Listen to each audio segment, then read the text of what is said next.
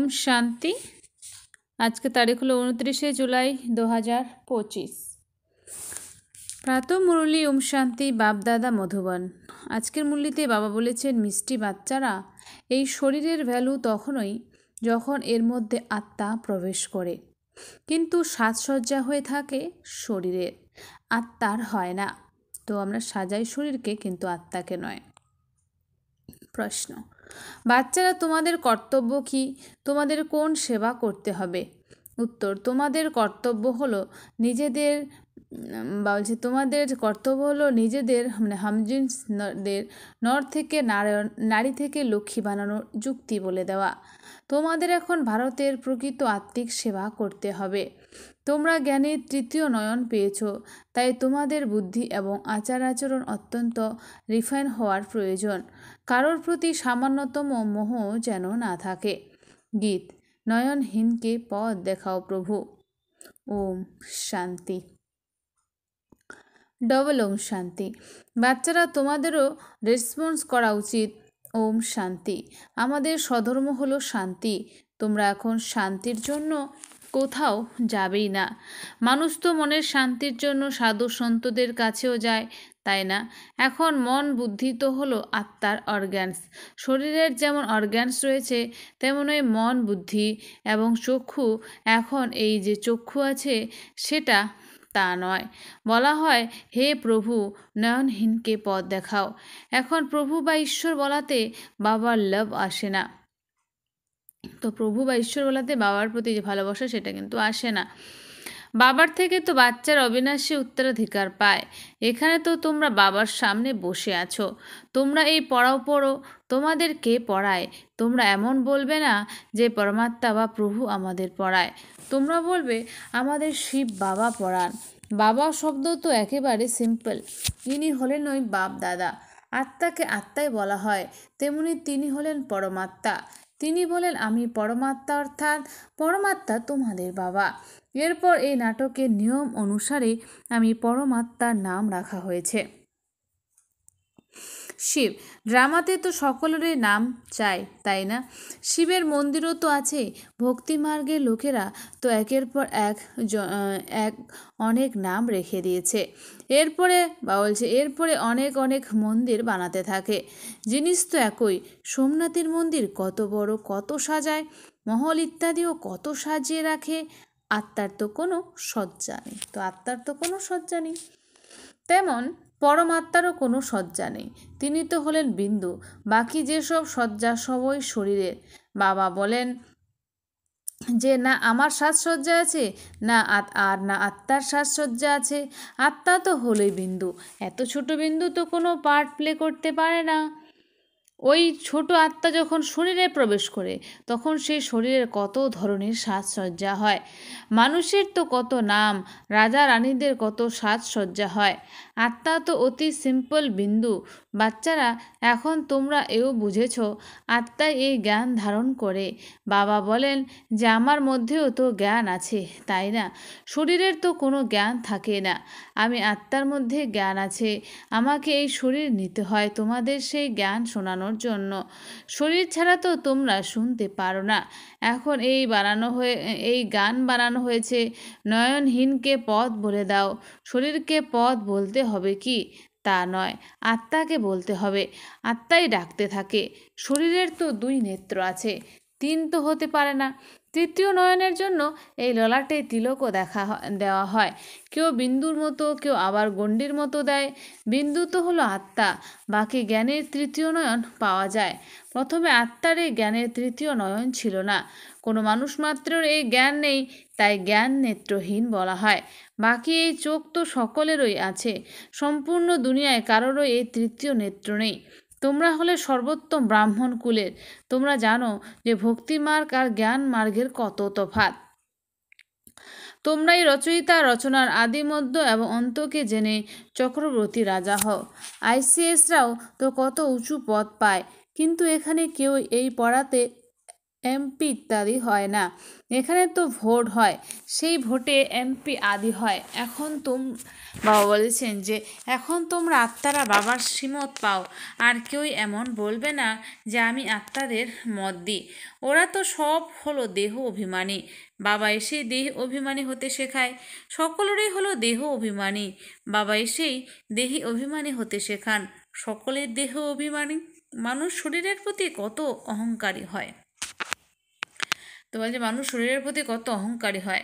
এখানে তো বাবা আত্মাদেরই দেখেন, শরীর তো বিনাশী, 1 পয়সারও মূল্য নেই। পশুদের তবুও ছাল ইত্যাদি বিক্রি করা হয়, মানুষের শরীর তো কোনো কাজেই আসে না। এখন বাবা এসে একে পাউন্ড তুল্য মূল্যের করেন। বাচ্চারা, তোমরা জানো যে এখন আমরা সেই দেবতা তৈরি হচ্ছি, তাই এই নেশা চড়ে থাকা উচিত। কিন্তু এই নেশাও পুরুষার্থের নম্বর অনুযায়ী থাকে। ধনেরও তো নেশা থাকে, তাই না? বাচ্চারা, এখন তোমরা অনেক ধনবান হও। এখন তোমাদের অনেক উপার্জন হচ্ছে। তোমাদের মহিমাও অনেক প্রকারে হয়। তোমরা ফুলের বাগান তৈরি করো। সত্যযুগে বলা হয় গার্ডেন অফ ফ্লাওয়ার্স। এর সেফলিং কখন লাগে এও কেউ জানে না। বাবা তোমাদের বুঝিয়ে বলেন, মানুষ ডাকেও ভগবান, বাগানের মালিক এসো, তাকে মালি বলা হবে না। তোমরা বাচ্চারা হলে মালি। যারা সেন্টার সামলাও, মালি অনেক প্রকারের হয়, আর বাগানের মালিক একজনই হয়। মুঘল গার্ডেনের মালি তো অনেক উপার্জন করে, তাই না? সেই বাগান এমন সুন্দর বানায় যে সবাই দেখতে আসে। মুঘলরা খুব শৌখিন ছিল। শাহজাহানের স্ত্রীর মৃত্যুর পর তার স্মৃতিতে তাজমহল বানানো হয়েছিল। তো মুঘলরা বলছে খুব শৌখিন ছিল তারা, তার জন্য শাহজাহানের স্ত্রীর মৃত্যুর পর তার স্মৃতিতে তাজমহল বানানো হয়েছিল। সেই থেকে তার নাম চলে আসছে। তারা কত ভালো ভালো স্মরণীয় জিনিস বানিয়েছে। তাই বাবা বুঝিয়েছেন মানুষের কত মহিমা হয়। মানুষ তো মানুষই। যুদ্ধে কত মানুষ মারা যায়, তারপর কি করে? কেরোসিন পেট্রোল দিয়ে পুড়িয়ে দেয়। কেউ তো এমনিতেই পড়ে থাকে, সৎকার করে না, কোনো মানুষই থাকে না তখন। তাই বাচ্চারা, এখন তোমাদের কত নারায়ণী নেশা চড়া উচিত। এ হলো বিশ্বের মালিক হওয়ার নেশা। সত্যনারায়ণের কথা তখন অবশ্যই নারায়ণই হবে। আত্মা জ্ঞানের তৃতীয় নয়ন পায়। এই দাতা হলেন বাবা। তিজির কথাও আছে। এই সবের অর্থ বাবা বসে বুঝিয়ে বলেন। যারা কথক তারা তো কিছুই জানে না। বাবা অমর কথাও শোনান। এখন মানুষ কত দূরে অমরনাথ দর্শনে যায়, বাবা তো এখানে এসে শোনান। উপরে তো শোনান না, ওখানে তো তিনি বসে পার্বতীকে অমর কথা শোনায়নি। এই কথা ইত্যাদি যা বানানো হয়েছে সবই এই ড্রামাতে নির্ধারিত রয়েছে। এ আবারও হবে। বাচ্চারা, বাবা বসে তোমাদের ভক্তি আর জ্ঞানের কন্ট্রাস্ট, বৈপরীত্য বুঝিয়ে বলেন। এখন তোমরা জ্ঞানের তৃতীয় নেত্র পেয়েছ। এমন তো বলে, হে প্রভু, অন্ধকে পথ বলে দাও। ভক্তিমার্গে মানুষ ডাকতে থাকে, বাবা এসে তৃতীয় নেত্র প্রদান করেন, যা তোমরা ছাড়া আর কেউই জানে না। কারোর চোখ খুব সুন্দর হয়, তাতে পুরস্কারও পায়, মিস ইন্ডিয়ার বা মিস অমুক। বাচ্চারা, বাবা তোমাদের এখন কি থেকে কি বানাচ্ছে। ওখানে তো দেবী দেবতাদের ন্যাচারাল বিউটি থাকে। কৃষ্ণের এত মহিমা কেন? কেননা তিনি সব থেকে সুন্দর তৈরি হন। তিনি 1 নম্বরে কর্মাতীত অবস্থা পান, তাই 1 নম্বরে তার মহিমা আছে। এও বাবা বসেই বুঝিয়ে বলেন। বাবা বারবার বলেন, বাচ্চারা মনমনা ভব, হে আত্মারা, নিজের বাবাকে স্মরণ করো। বাচ্চাদের মধ্যেও তো নম্বর ক্রমানুসারে তো আছেই, তাই না? লৌকিক বাবারও যদি 5 বাচ্চা থাকে, তাদের মধ্যে যে খুব বুদ্ধিমান তাকে 1 নম্বরে রাখবে। মালার দানা তো হলো, তাই না? বলা হবে এ 2য় নম্বর আর এ 3য় নম্বর। এরকম কখনো হয় না। বাবার ভালোবাসা নম্বর অনুসারে হয়।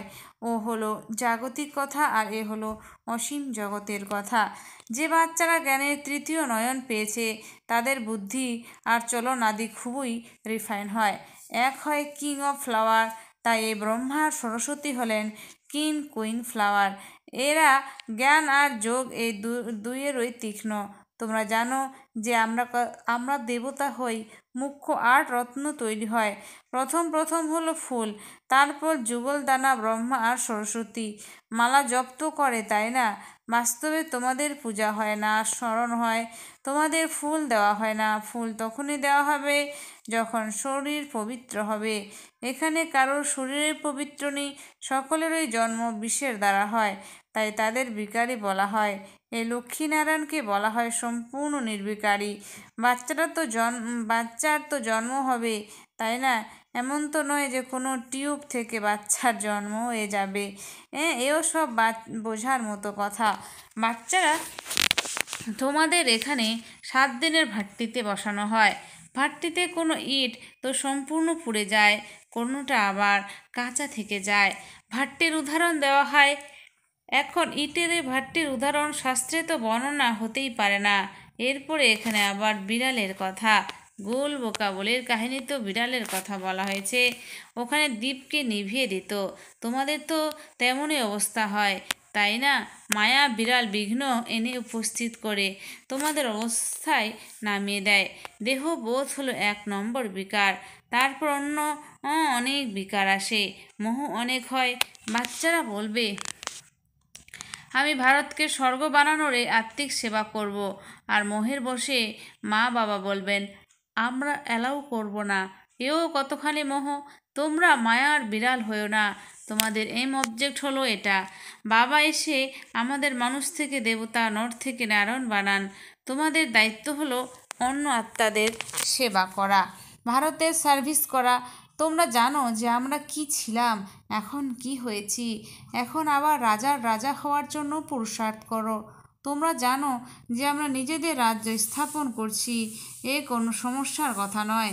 বিনাশের জন্য ড্রামাতে যুক্তি রচনা করা হয়েছে।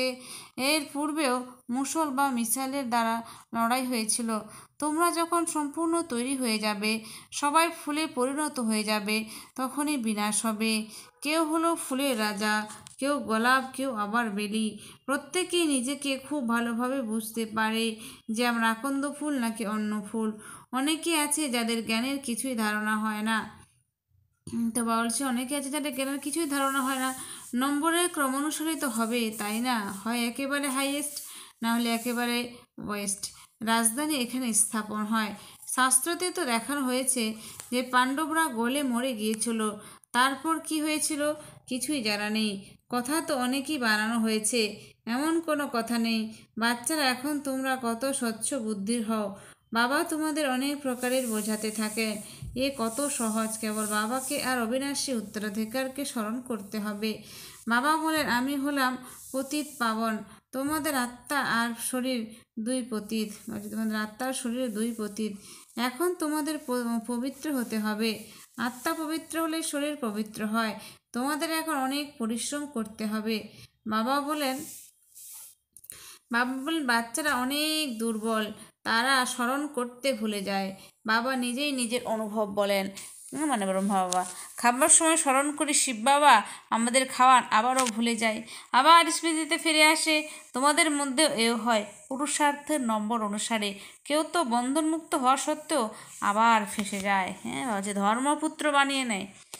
বন্ধনমুক্ত সত্ত্বেও আবার ফেসে যায়, ধর্মপুত্র বানিয়ে নেয়। এখন বাচ্চারা, তোমরা জ্ঞানের 3য় নেত্র প্রদানকারী বাবাকে পেয়েছ। একে নাম দেওয়া হয়েছে তিজরির কথা, অর্থাৎ 3য় নয়ন পাওয়ার কথা।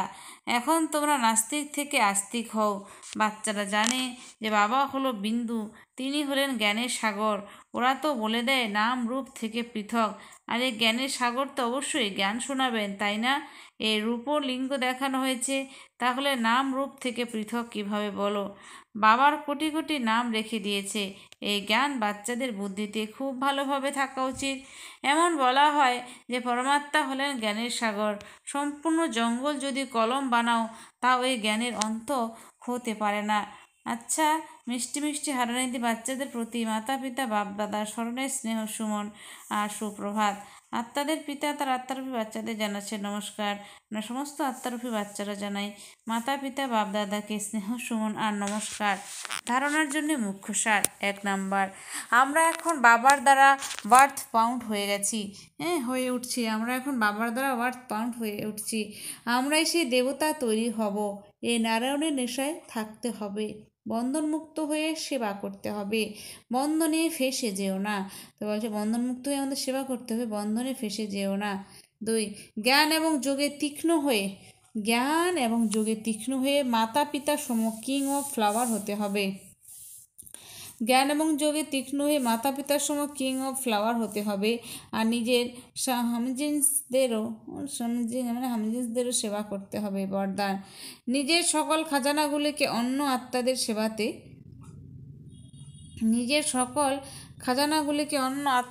সেবাতে লাগিয়ে সহযোগী ভব।